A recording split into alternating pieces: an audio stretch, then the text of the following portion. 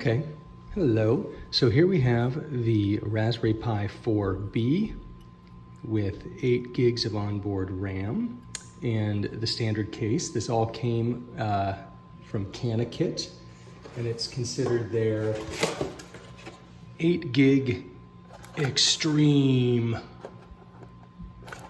Raspberry Pi. I like saying it that way. Okay, so the first thing I notice is when you put it in this case, you want to make sure the ports line up. You have to get the AV port in first, and then it just falls right in. It also comes with a little pad. One side is sticking, one isn't. I put it on the inside of the case. There's no real directions, so that's where I put it. What it came with was this absolutely peculiar piece of paper. After looking at it for a while, it says check mark to look at it, okay? Check mark to hold it. I think this means don't put it in a plastic bag in a hot car on a sunny day. Your guess is as good as mine. This one says don't touch it while it's powered on, I think. This one says have that facing up, I guess, and then Raspberry Pi question mark. Okay. That is useful. Okay, so we're just gonna fly through it here. One thing I did learn is you wanna put the cover on before you put the screws in to hold it in. Don't ask me how I figured that out. You also wanna make sure that this empty slot is down here. I'm not sure if you can see it very well, but in here is the little port where you're gonna put your memory stick. That little teeny SD RAM card. So we're just gonna put these screws in. These screws do not have to be torqued down really hard. Be careful not to just go to town on it because you'll crack the case, crack the board.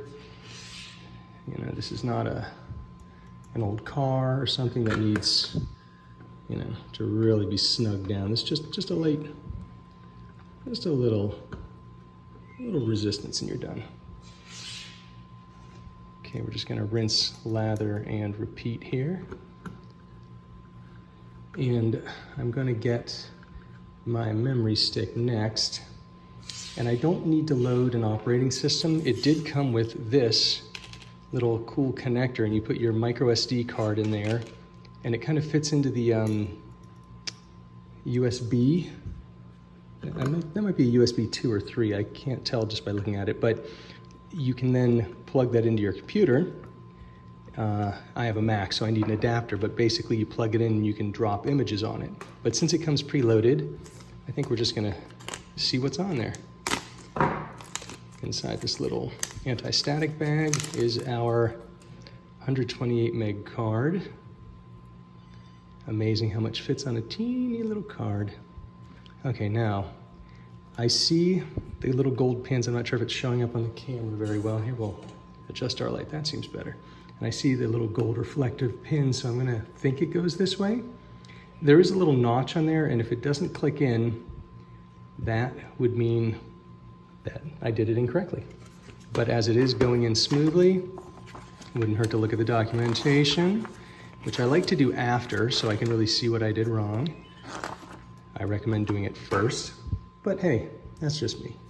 So let's get some HDMI cable. This is like a micro HDMI on one side and sort of a standard on the other.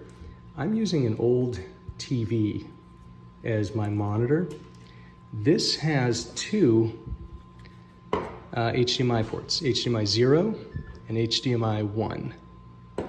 I'm gonna be plugged into HDMI 0 as I only have one monitor for the moment. We're gonna remove the little caps. HDMI 0, here we go.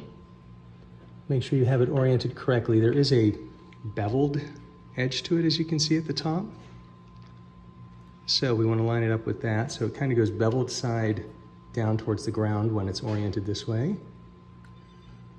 Just be careful, you don't want to force it, as I am now forcing it. Come on. Don't you want to plug in? There we go. Okay. And now this, it's a little power cord, and it says it's a Pi switch. USB-C from CanaKit. It's got a little on-off switch, which is really cool.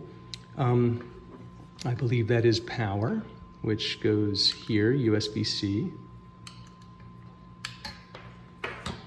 Okay, let's get our power cord. Move some of this other stuff out of the way.